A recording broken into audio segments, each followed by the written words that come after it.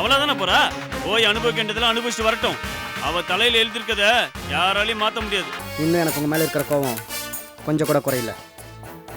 ரேக்கா எனக்கு பண்ண உதவியால தான் எல்லாத்தையும் மறந்து உங்களை மன்னிச்சு விடுறேன்.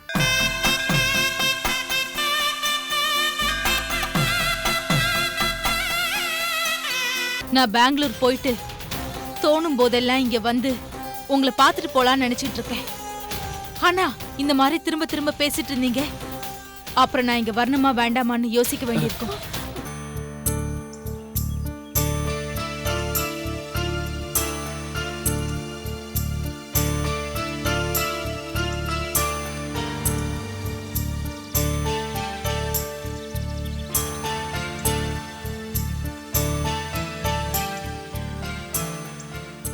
என்ன நிம்மி, நானும் நேத்துல இருந்து பார்த்துட்டு இருக்கேன், நீ ஒரு மாதிரியாவே இருக்க.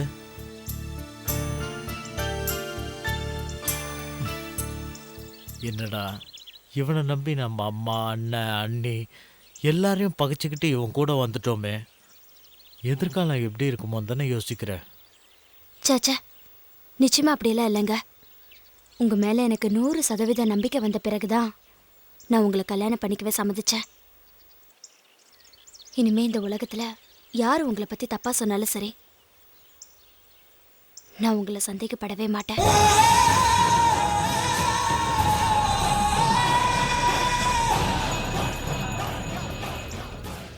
ஐயோ, என்னாச்சுங்க? எதுக்கு இப்ப கண் கலங்குறீங்க? நீ என்னை இந்த அளவுக்கு நம்புறத பார்க்கும்போது எனக்கு ரொம்ப பெருமையா இருக்கு நிம்மி. நீ என் மேல வச்சிருக்கிற இந்த நம்பிக்கை ஒன்று போதும், நான் இந்த உலகத்தையே ஜெயிச்சு காமிச்சிருவேன். நீ எதுக்கும் கவலைப்படாத. உங்க வீட்டில் நீ எப்படி இருந்தியோ அதை விட 10 மடங்கு வசதியான வாழ்க்கையை நான் உனக்கு உருவாக்கி தரேனா இல்லையான்னு மட்டும் பாரு. எனக்கு அதெல்லாம் ஒன்றும் வேணாங்க. கடைசி வரைக்கும் இதே மாதிரி என்கிட்ட அன்பா இருந்தா எனக்கு அதுவே போதும். என்றைக்குமே உன் மேல நான் வச்சிருக்கிற அன்புக்கு பஞ்சம் இருக்காது. அது நான் சாகிற வரைக்கும் குறையாது. என்னுடைய ஒரே நோக்கம் உங்கள் வீட்டில் இருக்கிறவங்க ஆதரவு இல்லாமல் முன்னேறி காமிக்கிறது மட்டும்தான். நம்ம 2 பேரையும் வீட்டை விட்டு விரட்டின உங்கள் அம்மாவும் அண்ணனும் நம்ம நல்லா வாழ்கிறத பார்த்துட்டு நம்ம வீட்டு படியேறி வந்து அவங்க வீட்டுக்கு கூப்பிடணும். அப்படியே அவங்க வந்து கூப்பிட்டாலும் நான் போக மாட்டேன். ஏன்? அவங்க உங்களை எப்படியெல்லாம் அவமானப்படுத்தினாங்க, எல்லாத்தையும் மறந்துட்டீங்களா? நிம்மி, ஒருத்தங்க புரிஞ்சுக்காம தப்பு செய்கிறாங்கன்றதுக்காக நாமளும் அதே தப்பை செஞ்சா அப்புறம் நமக்கும் அவங்களுக்கும் என்ன வித்தியாசம் இருக்கும் சொல்லு? இப்படி நீங்க அநியாயத்துக்கு நல்லவரா இருக்கிறதுனாலதான் எங்க வீட்டுல எல்லாரும் உங்களை கேவலமா நினைக்கிறாங்க. பரவாயில்ல நிம்மி, அதுக்காக நான் கெட்டவனாக முடியுமா என்ன? ஐயோ ரோஷன். சொல்லுங்க அங்கிள். ஏண்டா வெளியில போகணும்னு சொன்னேன், மறந்துட்டியா? இதோ வர அங்கிள். சரி, சீக்கிரம் வா, டைம் ஆகுது. சரி, நான் அங்கிள் கூட வெளியே கொஞ்சம் வேலை இருக்கு, போயிட்டு வந்துடுறேன். ஜாக்கிரதையா போயிட்டு சீக்கிரம் வந்துருங்க. சரி, நீங்க இங்கே உட்காந்துட்டு இருக்க, உள்ள போய் டிவி கிவி ஏதாவது பாரு. இல்ல, நான் கொஞ்ச நேரம் கழிச்சு போறேனே. சரி, போயிட்டு வந்துடுறேன்.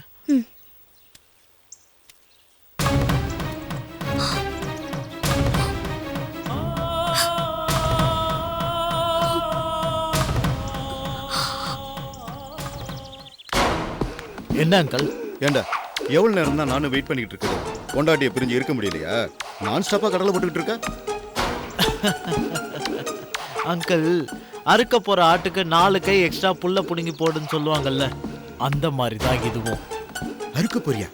என்னடா சொல்ற? அறுக்கிறதுனா நீங்க நினைக்கிற மாதிரி இல்ல, இது வேற. டேய், புரியுற மாதிரி சொல்ற. அங்கிள், இப்ப நம்மளுக்கு தேவை பணம். அது கஷ்டம் இல்லாம கிடைக்கணும்னா என்ன வேணாலும் செய்யலான்றது தான் என்னுடைய பாலிசி.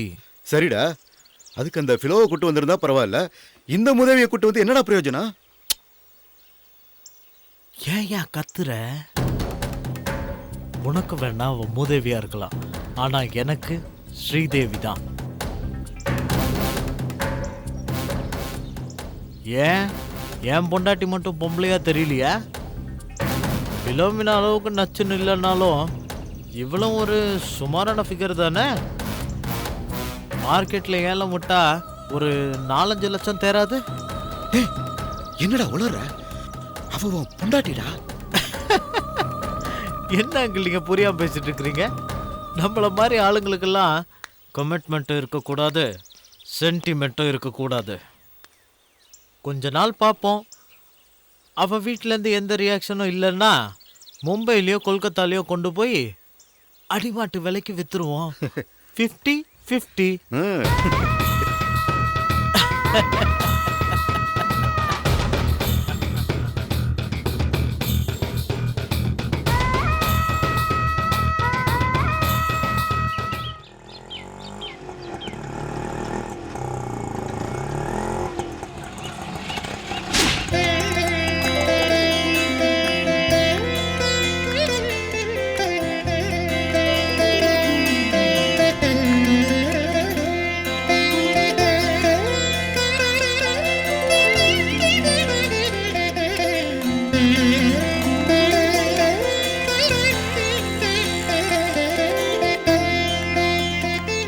அக்கா அக்கா லீலா, வா வா வா, வாங்க வாங்க.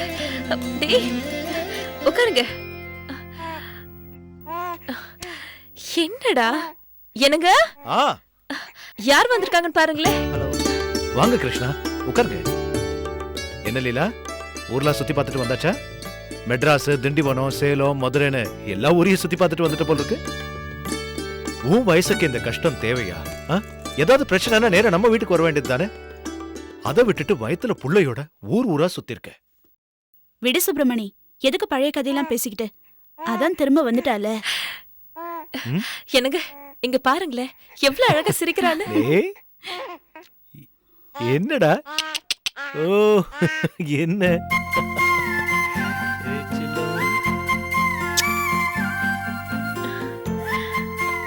சரி, புது வீடு மாறுறதா சொன்னீங்களே, மாறிட்டீங்களா? திண்டிவனத்திலிருந்து வந்த மறுநாளே புது வீட்டுக்கு போயிட்டோம். உங்க அம்மா அம்மா எங்க கூட தான் இருக்காங்க. சமாதானம் ஆயிட்டாங்களா? சரி சரி சரி. அப்படி சமாதானம் ஆகலைனாலும் இதோ அவங்க பேத்தியே சிரிச்சு சிரிச்சு அவங்கள சமாதானப்படுத்திருப்பாளே. என்னடா உண்மைதானே? இங்க கொடுங்க. என்னடா என்னடா நான் சொன்னது உண்மைதானே? நீ தானே உன் பாட்டியை சமாதானப்படுத்தின. உண்மைதாங்க. குழந்தை முகத்தை பார்த்ததுமே அம்மா சுத்தமாக மாறிட்டாங்க. இப்போ பேத்தியும் பாட்டியும் ஒரு நிமிஷம் கூட பிரியறதில்ல.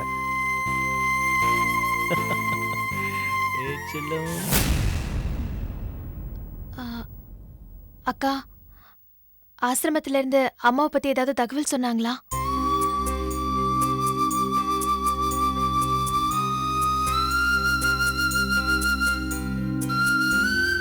இல்ல லீலா, எந்த தகவலும் வரல.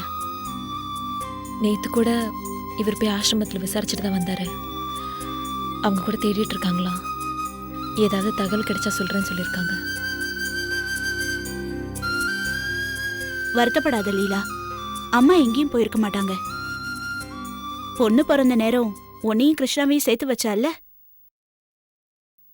அதே மாதிரி அம்மாவையும் உங்க கூட சேர்த்து வச்சிருவா. லீலா, ஜெயந்தி வீட்டுக்கு போயிட்டு வந்துடலாமா? அம்மா உன்னை பார்க்கணும்னு சொல்லிட்டு இருந்தாங்க. கண்டிப்பா போயிட்டு வரலாம்க்கா. எனக்கும் உங்களை பார்க்கணும் போல இருக்கு. சரி, எனக்கு நாங்க போய் பார்த்துட்டு வந்துட்டுமா? கண்டிப்பா போங்க, ஆனா சாப்பிட்டு கிளம்புங்க, சரியா? சரி. கிருஷ்ணா, எனக்கு கொஞ்சம் வேலை இருக்கு, நான் கிளம்புறேன். தப்பா நினைச்சுக்காதீங்க, சீக்கிரமா வந்துடுங்க, சரியா? இல்லை பரவாயில்ல, போயிட்டு வாங்க. எனக்கு வரும்போது பத்திரிக்கை ரெடி ஆயிடுச்சான்னு பார்த்துட்டு வந்துருங்க.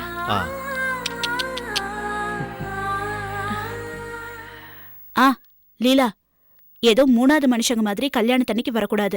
ஒரு 2-3 நாளைக்கு முன்னாடியே வந்துடணும். நிறைய வேலை இருக்கு. என்னக்கா, நீங்க சொல்லிதான் தெரிஞ்சுக்கணுமா? கரெக்டா வந்துருவோம். சரி, உள்ள வா லீலா. அக்கா, கிருஷ்ணா குடிக்கிறதுக்கு ஏதாவது? ஐயோ பரவாயில்ல, ஒன்றும் வேணாங்க. இருக்கட்டும். பரவாயில்ல, இருக்கட்டும். என்ன சாப்பிடுறீங்க? காஃபியா டீயா? எதுவாக இருந்தாலும் சரி. நீ வா. என்னடா செல்லம், பெரியமா பார்த்ததுல இருந்து ஒரே சிரிப்பு தான்.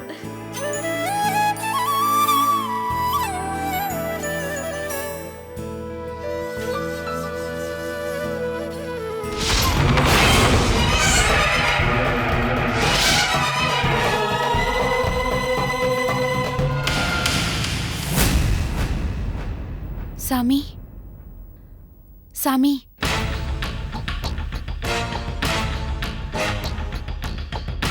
மன்னிச்சிருங்க சாமி.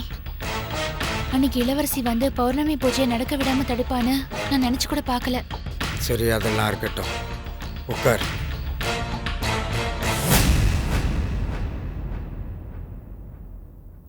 சொல்லு. பௌர்ணமிக்கு அப்புறம் சுப்பிரமணிய மாமா எனக்கு தானே ரொம்ப நம்பிட்டு இருந்தேன். அந்த இளவரசி இப்படி வந்து கெடுத்துட்டாளே.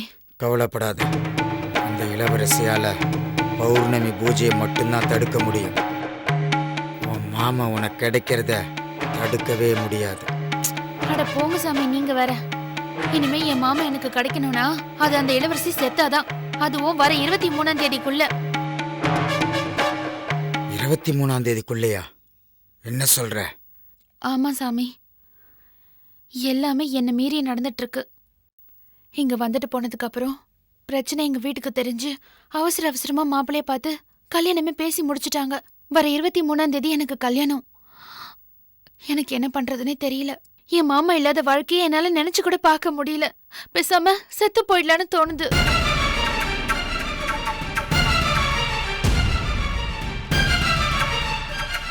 என்ன சாமி யோசிக்கிறீங்க? இந்த கல்யாணம் நடக்காது. எனக்கு அந்த நம்பிக்கை சுத்தமா கிடையாது. உனக்கு இப்ப பார்த்திருக்கிற மாப்பிள்ளை உன் கழுத்துல தாலி கட்ட மாட்டான். அதுதான் எப்படின்னு கேக்குறேன் சாமி. அம்மு சரசு.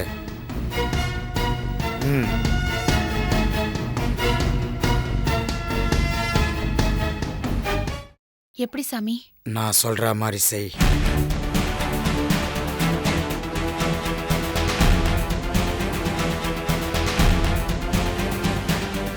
புரிஞ்சுதா? நீங்க சொல்றதெல்லாம் கேட்கும்போது சந்தோஷமா தான் இருக்கு. ஆனா நீங்க சொன்ன மாதிரி நடக்குமா சாமி? நடக்கும், நடக்கணும். அதுதான் விதி. கல்யாண பொண்ணு மாதிரி கலகலன்னு இரு. தேவையில்லாம முரண்டு பிடிக்காத. முகூர்த்த அன்னைக்கு புது பொண்ணா கல்யாண மண்டபத்துல நீ போய் பேசாம இரு. அப்புறம் நான் சொன்ன மாதிரி சுப்பிரமணி தான் அவன் கழுத்துல வந்து தாலி கட்டுவான். யோசிக்காத கையல், எல்லாம் சரியா வரும். நீ நினைச்சதும் நான் நினைச்சதும் நடக்கணும்னா நீ அப்படிதான் பண்ணி ஆகணும். நீங்க என்ன நினைச்சுங்க சாமி? உன்கிட்ட இருந்து உன் மாமனை பிரிச்சு உனக்கு எப்படி அந்த இளவரசி எதிரி ஆனாலோ அதே மாதிரி நான் இவ்வளோ நாளா கட்டி காத்து வச்சிருந்த பேரு புகழ் என்னோட ஆன்மீக வாழ்க்கை எல்லாத்தையும் 5 நிமிஷத்துல வந்து என் மேல அபாண்டமா பழிய போட்டு எல்லாத்தையும் அழிச்சிட்டா. அதனால எனக்கும் அந்த இளவரசி எதிரி ஆயிட்டா. உனக்கு உன் மாமா கிடைக்கணும், எனக்கு இந்த இளவரசி எல்லாத்தையும் இழந்து நடு ரோட்ல பிச்சைக்காரி மாறி பைத்தியம் பிடிச்சு அலைய வைப்பேன். அதை பார்த்து பார்த்து நான் ரசிக்கணும்.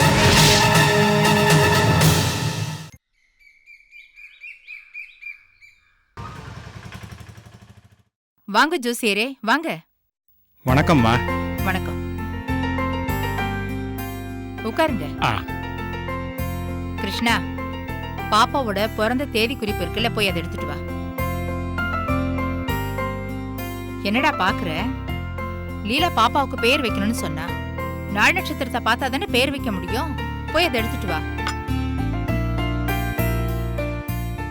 ஏதாவது குடிக்கிறீங்களா? Coffee, tea? வேணாம்மா, இப்பதான் சாப்பிட்டு வந்தேன். சரி. வணக்கங்க. வணக்கம்மா. இந்தாம்மா. நீயே கொடுத்துருப்பா. வணக்கங்க. ஒன்னும் அவசரம் இல்ல ஜோசியரே, மெதுவா பாருங்க. என் பேத்தி பேரை சொன்னாலே பசி ஆடுற மாதிரி நல்ல பேரா வைக்கணும். சரிங்கம்மா. லீலா, குழந்தை தொட்டில போட்டுருமா.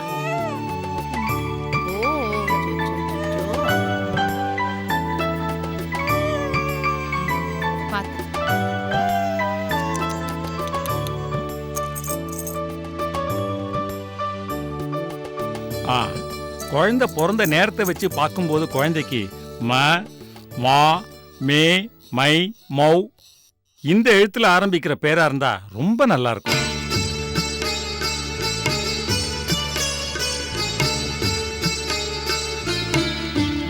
கிருஷ்ணா, மணிமேகலைன்னு பேர் வைக்கலாமா? அத்தை, மேல வந்து இந்த மேனகா, மேகலா இந்த மாதிரி ஏதாவது பேர் வைக்கலாமா? இல்லம்மா, நான் மணிமேகலைன்னு ஏன் சொல்றேன்னா, அம்மா ஆ? இப்போ என்ன குழந்தைக்கு பேர் வச்சு உடனே கொண்டு போய் ஸ்கூல்லையா சேர்க்க போகிறோம்? பொறுமையை யோசிச்சு வைக்கலாம்மா. லீலா, நீ எதுக்காக அவசரப்படுற? இதுக்குன்னு ஒரு புக்கே இருக்கு. இல்லைன்னா நெட்டில் அவர் சொன்னார மாமு மைமு அப்படி ஒரு கிளிக் பண்ணா ஆயிரக்கணக்கில் பேர் வரும். நிதானமாக யோசிச்சு வைப்போம். அம்மா, பேர் வைக்கிறதுக்கு முன்னாடி சில விஷயங்களை தெரிஞ்சுக்கிறது நல்லது. இப்ப தெரிஞ்சுக்கிறதா இருந்தா சொல்லிடுறேன், இல்ல ஒரே மனசா ஜாதகம் எழுதும்போது தெரிஞ்சுக்கலாம்னு தெரிஞ்சுக்குங்க. நீங்க சொல்லுங்கய்யா. இல்லைங்கய்யா, ஜாதகம் எழுதும் போதே தெரிஞ்சுக்கலாம். இல்லைங்க, அவர் சொல்லட்டும், நம்ம தெரிஞ்சுக்கலாமே. இல்லை லீலா, அவர் முன்னப்படி ஏதாவது சொல்ல போய் அப்புறம் நம்ம மனசு தானே கஷ்டப்படும். பொறுமையாக தெரிஞ்சுக்கலாம். இப்போ என்ன அவசரம்? அவர் சொல்றதுக்கு முன்னாடி ஏன் இப்படி பேசுறீங்க? அவர் சொல்லட்டுமே. கிருஷ்ணா என்னதான் சொல்றாருன்னு பாப்போமே.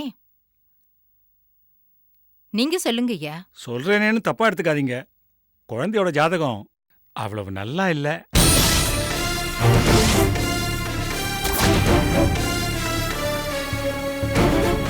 குழந்தை பிறந்த நேரம் சரியில்லைம்மா. பிறக்கும் போதே 7 நாட்டு சனியோட ஆதிக்கத்துல பிறந்திருக்கு.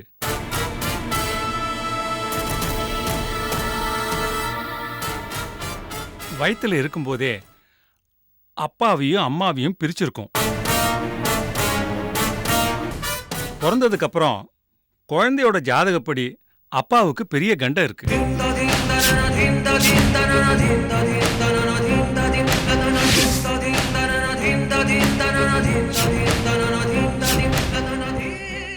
குழந்தைக்கு 7.5 சனி முடிகிற வரைக்கும் அப்பாவும் குழந்தையும் ஒருத்தர் பார்த்துக்க கூடாது. அப்படி பார்த்தா அப்பாவோட உயிருக்கே ஆபத்து.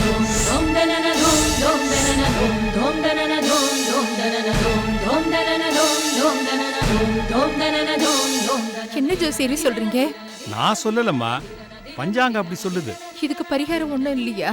பரிகாரம் இருக்குமா, அதை நடைமுறைப்படுத்துறது ரொம்ப சிரமம். எதுவா இருந்தாலும் சொல்லுங்க, எனக்கு அவர்தான் முக்கியம். அப்பாவும் பிள்ளையும் ஒரு 7.5 திங்கள் 7.5 நாழிகை ஒரு 3 மணித்துளி 14 வினாடி. எனக்கு புரியலைங்கய்யா. அதாவதுமா 7 மாசம் 15 நாள் 3 மணி நேரம் 14 வினாடி ஒருத்தரை ஒருத்தர் பார்த்துக்கவே கூடாது.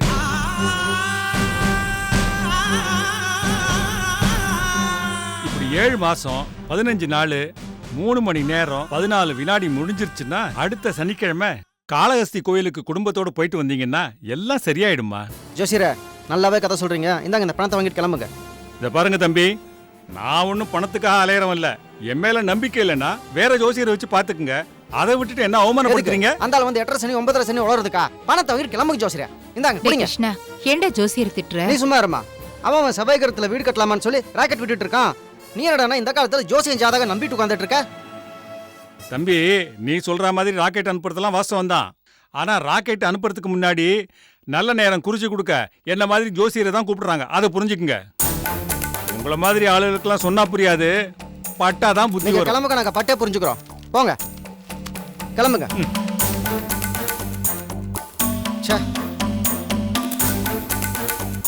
லீலா, அந்த ஆள் பேசுனதெல்லாம் நினைச்சு கவலைப்பட்டு இருக்காத. நம்மளை ஏமாத்தி பணம் பறிக்கிறதுக்காக பூஜை பரிகாரம் ஏதாவது சொல்லிட்டு இருப்பான். இதுக்கு தான் சொன்னேன், ஜாதகம்லாம் ஒன்றும் வேணான்னு. கேட்டியா நீ? இப்போ பார்த்து எங்கேயோ போகிற மரத்தை என் மேலே வந்து யாரா தங்குற மாதிரி வழி உன கூப்பிட்டு எல்லாத்தையும் குழப்பிட்டு போயிட்டான். ஏண்டா பெரியவரை திட்டுற? குழந்தைக்கு பேர் வச்சு ஜாதகம் எழுதணும்னு லீலாவுக்கு மட்டும் ஆசை இருக்காதா? அதுக்கு இப்போ என்ன அவசரம்? 5 வருஷம் கழிச்சு தானே ஜாதகம் எழுத போறோம். சரி, இந்த ஆள் சொல்றது என்ன வேத வாக்கா? இந்த ஜோசியர் இல்லைன்னா வேற ஜோசியர். வேண்டா, எவனோ வந்து எதையோ பேசி நம்ம நிம்மதியை நாமே கெடுத்துக்க வேண்டாம். இதை பாரு லீலா, உனக்கு கடைசியா சொல்றேன், இனிமே அந்த ஜாதகம் மண்ணா கட்டின அதை பார்த்த அப்புறம் நான் ஆஃபீஸ் போய்ட்றேன்.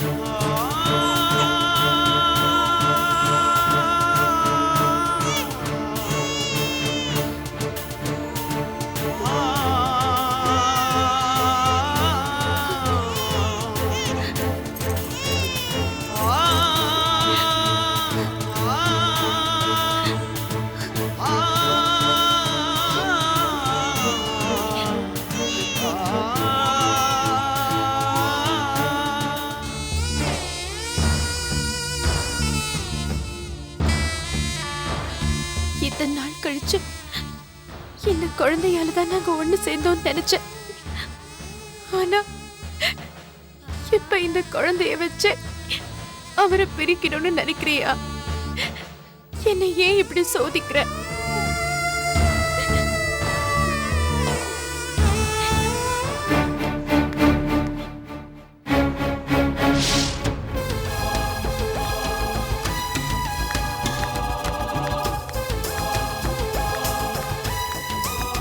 இந்தங்க இதை வச்சுக்கோங்க. இல்ல வேணாங்கம்மா, தம்பி காசி ஐயா பணம் கொடுத்துட்டாரு. பரவாயில்ல, வாங்கிக்கங்க, வச்சுக்கோங்க. காசி ஐயா சொன்ன மாதிரியே சொல்லிட்டேன், அது போதும்ல? இது போதும். இனி அடுத்தது என்ன நடத்தணும்னு நான் பாத்துக்கிறேன். ஆ. நீங்க கிளம்புங்க. சரி வரம்மா. சரிங்க.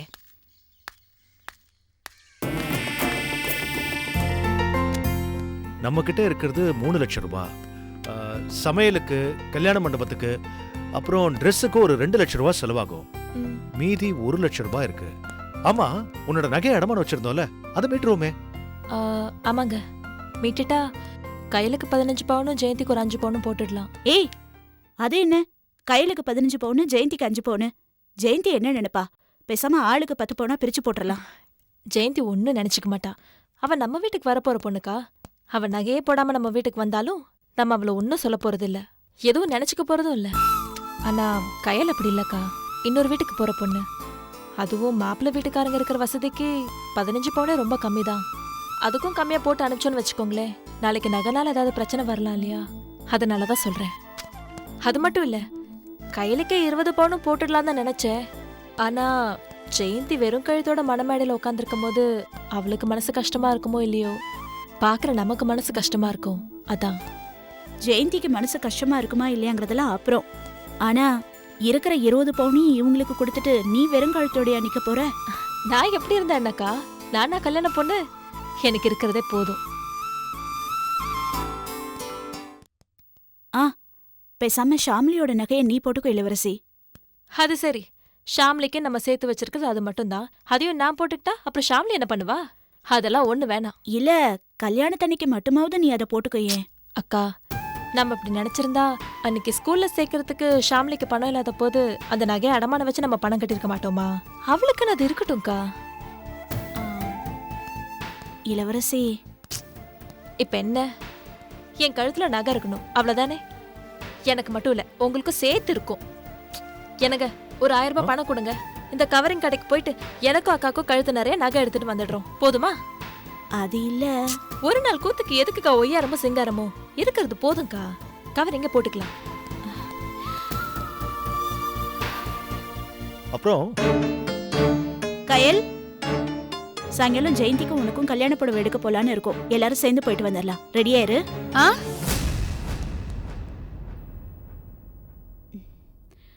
சாயங்காலம் ஜெயந்திக்கு உனக்கும் கல்யாண புடவை எடுக்க போலான்னு இருக்கோம். ரெடியா இருன்னு சொன்னேன். இப்ப காதுல விழுதா? கல்யாணம் பண்ணிக்க போற மாப்பிள்ளையவே எனக்கு பிடிச்சிருக்கா இல்லையான்னு நீங்க கேக்கல. கல்யாணத்தன்னைக்கு கட்டிக்க போற புடவைய மட்டும் எனக்கு பிடிச்சிருக்கான்னு பாக்குறதுக்கு கூப்பிடுறீங்களா? மாப்பிள்ளைய நீங்க தானே செலக்ட் பண்ணீங்க, அதே மாதிரி புடவையையும் உங்க இஷ்டத்துக்கே நீங்களே பிடிச்ச மாதிரி செலக்ட் பண்ணுங்க. நீங்க எடுத்த புடவையையும் கட்டிக்கிறேன், நீங்க பார்த்து வச்சிருக்கிற மாப்பிள்ளையையும் கட்டி தொலைக்கிறேன்.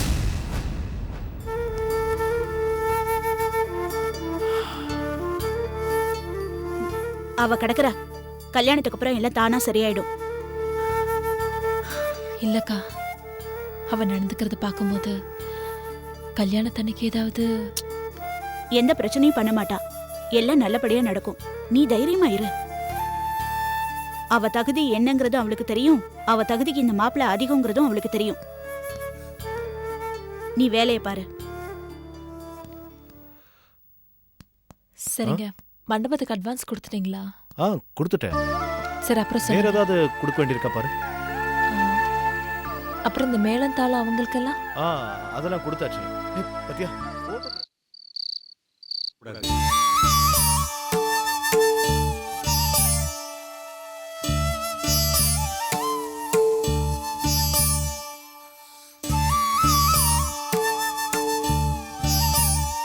லீலா, குழந்தைய என்கிட்ட கொடுத்துட்டு நீ போய் சாப்பிடுமா. வேண்டாம் அத்தை, நான் அப்புறமா சாப்பிட்டுக்கிறேன். என்னம்மா நீ மத்தியானமும் சாப்பிடல, இப்பவும் நேரத்துக்கு சாப்பிடாம இருந்தா உடம்பு என்னத்துக்கு ஆகும்? குழந்தைக்கு பால் கொடுக்கறதுக்காகவாவது தெம்பு வேணும்ல.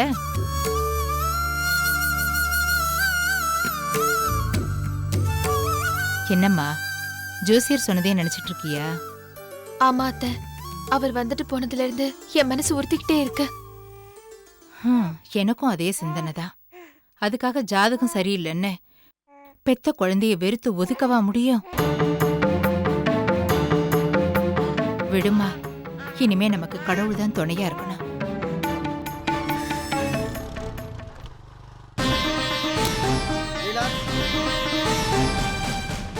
லீலா, லீலா,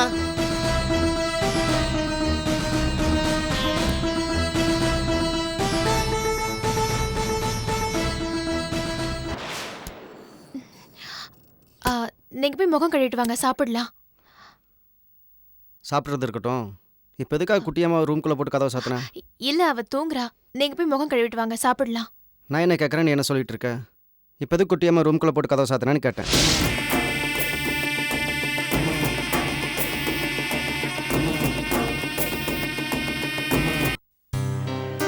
என்ன அந்த ஜோசிக்காரன் சொன்னதையே நினச்சிட்டு இருக்கியா? நான் தான் காலையிலேயே சொன்னானே, அவன் பணம் பிடுங்கிறதுக்காக ஏதாவது போய் சொல்லி உளறிட்டு இருப்பான்னு. இன்னும் நீ அதையே நம்பி பயந்துட்டு இருந்த எப்படி? போய் குழந்தைய கொண்டு வா. இல்லைங்க, நான் சொல்றத கேளுங்க. இதை பார், இப்போ நீ போய் குழந்தைய கொண்டு வரையா இல்லை நானே போய் தூக்கிட்டு வரட்டுமா? இல்லைங்க, எங்க சொல்றத கொஞ்சம் புரிஞ்சு. பைத்திய மாதிரி பேசிட்டு இருக்காத. அந்த கடவுளை நம்பு. இந்த மாதிரி ஃப்ராடுகளை எல்லாம் நம்பிட்டு இருக்காத. எங்க அச்சோ, என்னாச்சு குட்டிமாவுக்கு? ஏன் அழுறீங்க? அச்சோ, அழாதீங்க. ஏன் குட்டிமா? அம்மா அப்பாவை பார்க்கக்கூடாதுன்னு சொல்லிட்டாங்களா? அதான் அழுறீங்களா? அவ கிடக்குறா லூசு. இன்னொரு தடவை அப்படி சொன்னா அடிச்சிடலாம். என்ன அழாதீங்க. குழந்தை முகத்தை பார்த்துட்டேன், என் தலை வெடிச்சிருச்சா என்ன? லூசு.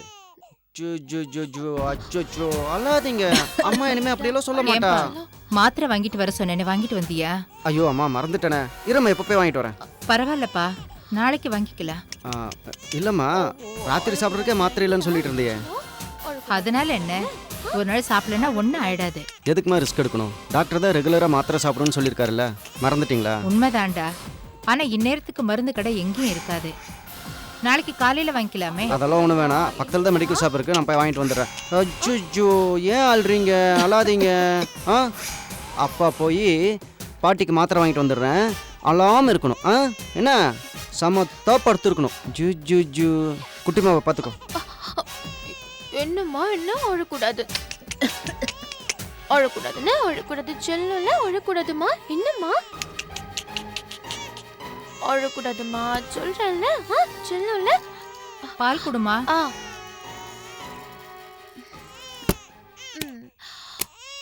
ஒண்ணு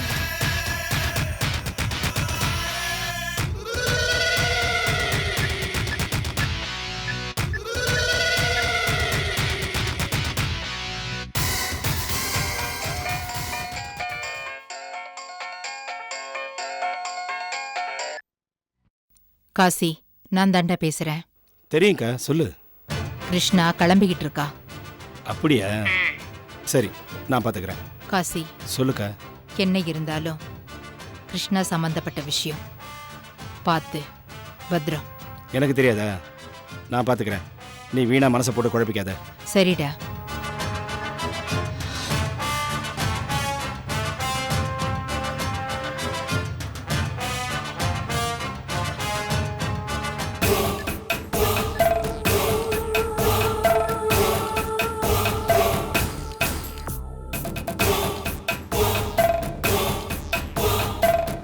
டேய், நான் காசி பேசுகிறேன்.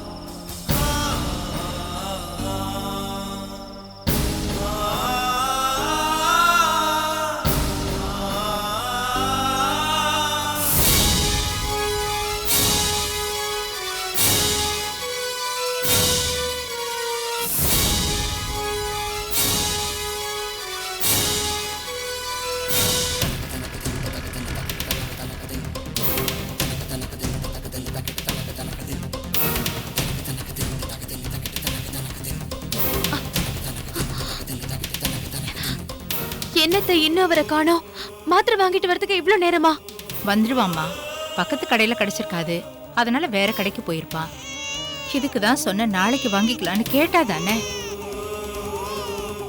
எவ்வளவு நேரம் தான் கையிலே வச்சிட்டு இருப்ப குழந்தைய? போய் தொட்டில போடு போ. என்னடாம்மா, அழக்கூடாது.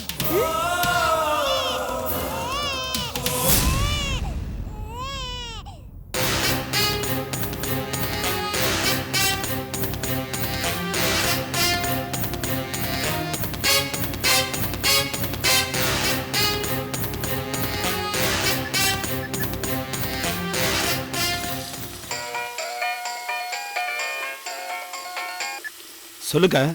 டேய், கிருஷ்ணா இன்னும் வீட்டுக்கு வரலடா. வந்துடா பிள்ளக்கா, சின்ன காயம்தான். பயப்படுற அளவுக்கு பெருசா ஒண்ணும் இல்லையே. அதெல்லாம் ஒன்றும் இல்லைக்கா, லேசான அடிதான். நம்மால் ஒருத்தனே மாப்பிள்ளை ஹாஸ்பிட்டலுக்கு கூட்டு போயிட்டு கட்டுப்பட்டு அனுப்பியிருக்கான். டேய், எது செஞ்சாலும் கொஞ்சம் பார்த்து செய்டா. நீ ஏக்கா பயப்படுற? மாப்பிள்ளைக்கு ஒன்றும் ஆகாது. நம்ம என்ன வேணும் பண்ணுறோம்? எல்லாம் நம்ம ரேகாவும் மாப்பிள்ளையும் சேர்ந்து வாழணுங்கிறதுக்காக தானே. வாஸ்தவம் தாண்டா, இருந்தாலும் பெத்த மனசு இல்லையா? அதான் ஒன்றும் ஆகலன்னு சொல்கிறல, நீ ஏன் வீணை வருத்தப்படுற? இன்னும் கொஞ்ச நேரத்தில் வந்துடுவாரு. சரிடா, வச்சிடுறேன்.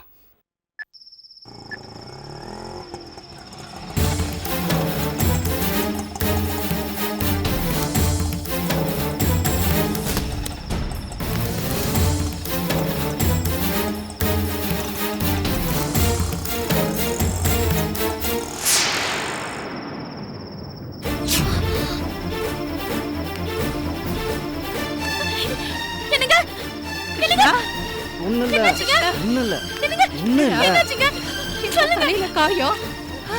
ஐயோ, கையில வேற அடிபட்டுருக்கு. ஒன்றும் இல்லைம்மா, ஒரு சின்ன ஆக்சிடென்ட், அவ்வளோதான். என்னது ஆக்சிடென்ட்டா? என்ன சொல்றீங்க? ஒருத்தன் குடிச்சிட்டு கார் ஓட்டிருக்கான் போல இருக்கு. லேசா மேல அடிச்சுட்டான். கீழே விழுந்ததுல தலையில அடிபட்டுருச்சு. பைக் ஒர்க் ஷாப்ல விட்டுட்டு ஹாஸ்பிட்டலுக்கு போயிட்டு வீட்டுக்கு வரேன், அவ்வளோதான். என்னடா இப்படி அசால்ட்டா சொல்ற? தலையில பெரிய கட்டா போட்டிருக்கேடா. அம்மா, கட்டுதான் பெருசு, காயம் சிறுசு. ஹாஸ்பிட்டல் போனதே இவ்வளோ பெரிய கட்டா போட்டுட்டாங்க. நான் என்ன பண்றது? இதுக்கு தான் நான் சொன்னேன், நேரங்கட்ட நேரத்துல போக வேண்டான்னு. இப்ப பாரு எப்படி அடிபட்டிருக்குன்னு.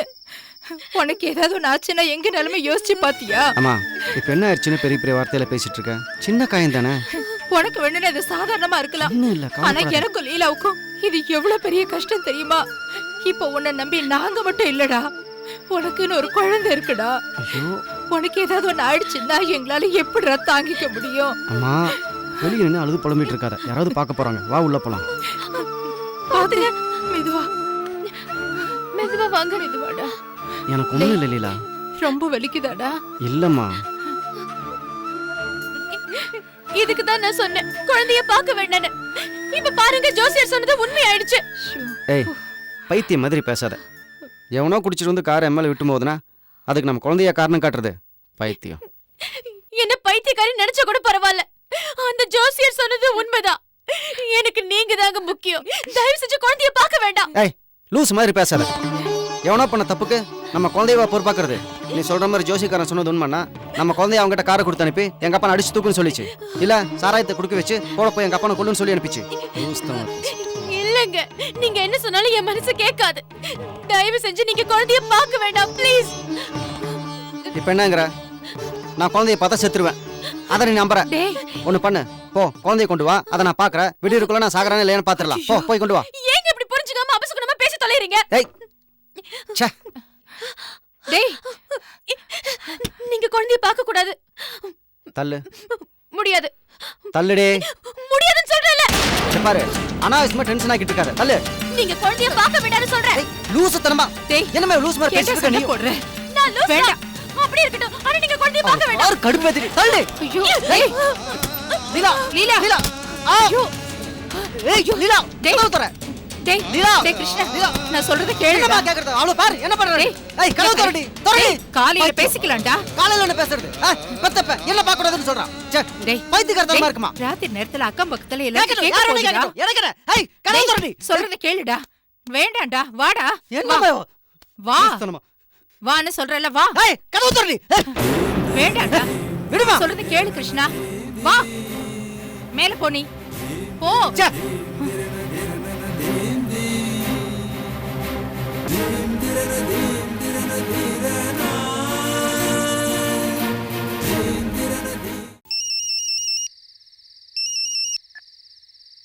ரவி சொல்லுங்க. சரி சரி, தயங்காம விஷயத்த சொல்லுங்க. என்னது? எங்க 40,000 ரூபாய் உங்களுக்கு அசால்ட்டா தெரியுதா?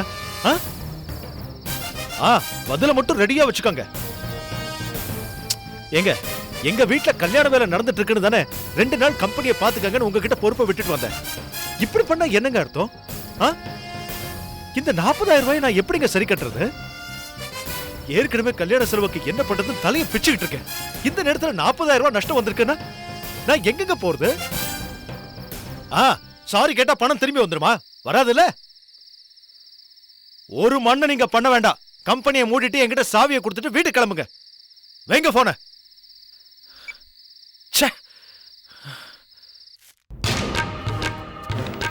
அம்மா, கிளாஸ் மிஸ் என்னையும் தீபிகாவையும் ஃபீஸ் கட்ட சொல்லி திட்டினாங்கம்மா. ஐயோ, குழந்தை போன வாரமே சொன்னா. நான் தான் கல்யாண வேலையில மறந்துட்டேன். நாளைக்கு தான் ஃபீஸ் கட்ட லாஸ்ட் டேட். ஏண்டா நாளைக்கு தான் லாஸ்ட் டேட்டா? என்னக்கா இத போய் மறந்துட்டீங்க? இப்ப என்ன பண்றது? சரி இருங்க, நான் முதல் வேலையா நாளைக்கு போய் அவரை கட்டிட்டு வர சொல்றேன். சித்தி மேக்ஸ் ஹோம்வொர்க் இருக்கு. இருடா, சித்தப்பாட்ட பேசிட்டு வரேன், நீ மேக்ஸ் போட்டுட்டே இரு. அம்மா என்ன குழம்புமா?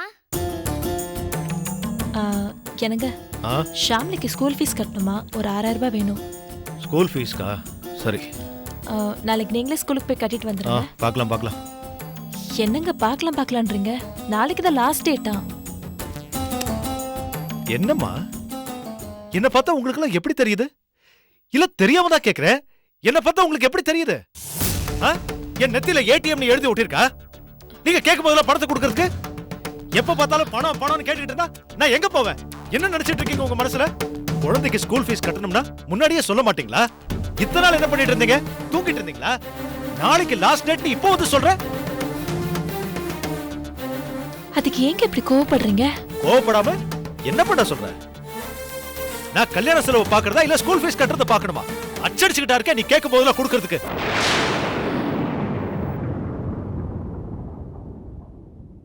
இத பார், புள்ளையோட படிப்பு முக்கியம் உங்களுக்கு தெரியாதா?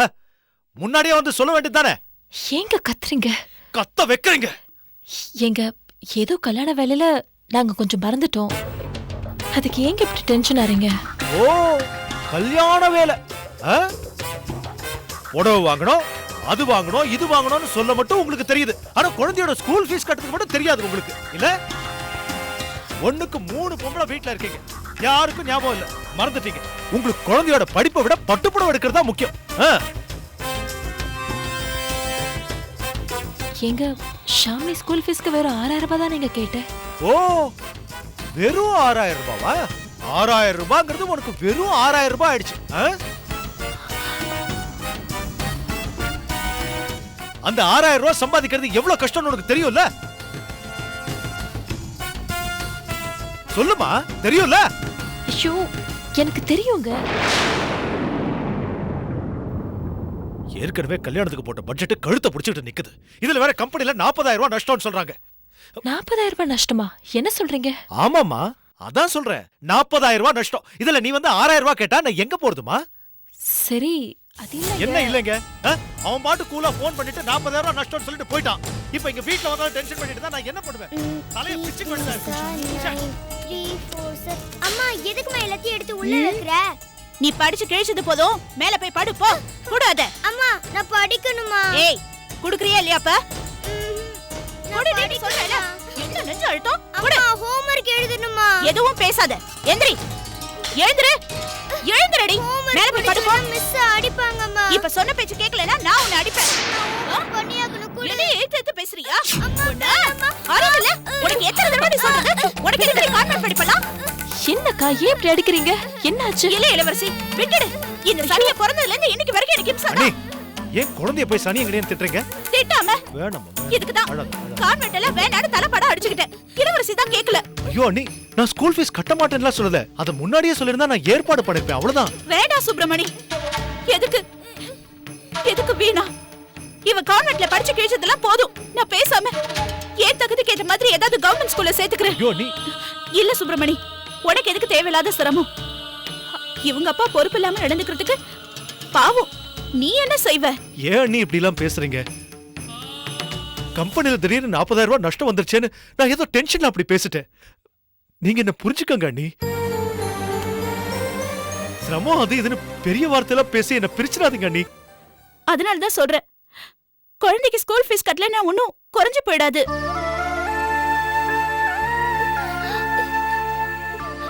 புள்ள மேல அவங்க அப்பனுக்கே பொறுப்பு இல்ல. கட்டின புருஷன் இருந்தும் நான் வாழா வெட்டி மாதிரியும், பெத்த அப்ப இருந்தும் என் புள்ள அனாத மாதிரி தானே வாழ்ந்துகிட்டு இருக்கோம்.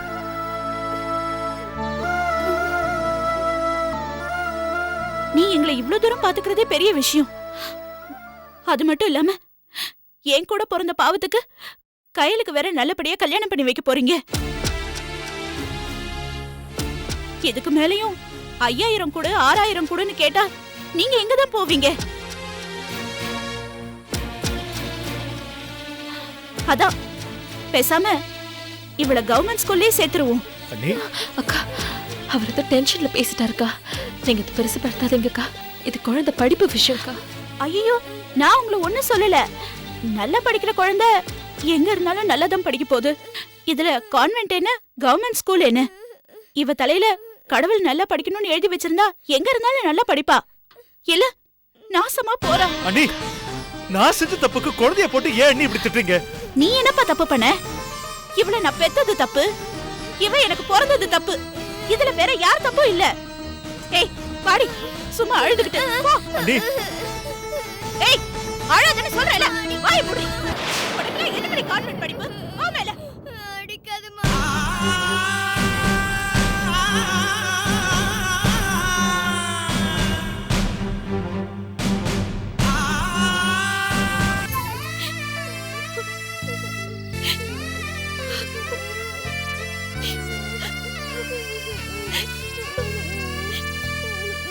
அம்மா உன்னை ரொம்ப அடிச்சிட்டேனடா.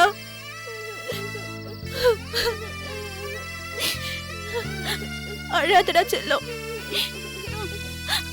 அம்மா இனிமே உன்னை அடிக்க மாட்டேன். இங்க பாரு, அழக்கூடாது என்ன? அம்மா இனிமே உன்னை அடிக்க மாட்டேன்.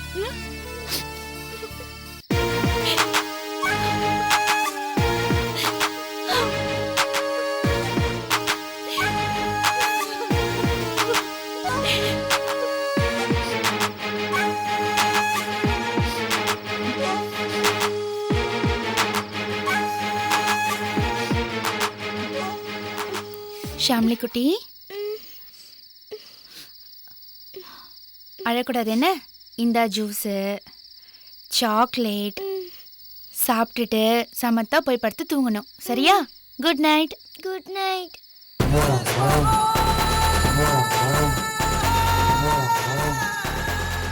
எல்லாத்தையும் நானும் பார்த்துட்டு தாங்க இருந்தேன்.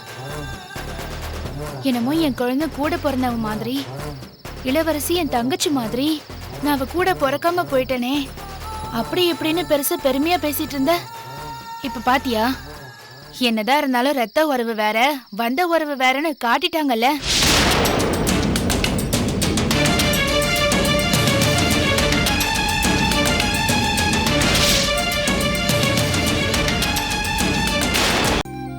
சரி, அக்காவை நான் சமாதானப்படுத்திக்கிறேன். அதை விடுங்க. நீங்க முதல்ல போய் ஸ்கூல் ஃபீஸை கட்டிட்டு வந்துருங்க. சரி. வேணா இளவரசி. என்ன நீ? நான் என் குழந்தைய கவர்மெண்ட் ஸ்கூல்லே சேர்த்துடலான்னு இருக்கேன். குட்டிமா, என்னங்க என்னங்க நான் சும்மா சொல்றத இரு. கேளுங்க. குட்டிமா, ஐயோ அப்பா வந்துட்டான். குட்டிமா, வேண்டாங்க, நீங்க குழந்தைய பார்க்க வேண்டாம். ஏய் என்ன பேசிட்டு இருக்க? குழந்தை அழுதுட்டு இருக்கு, நீயும் பார்க்க மாட்டேங்கிற, என்னையும் பார்க்க விட மாட்டேங்கிற. தள்ளு. இல்ல, உங்க கால பிடிச்சு கெஞ்சி கேட்டு முதல்ல குழந்தைய பார்க்க வேண்டாம். Catch us on TV, Thandivan app, thandivan.com and YouTube.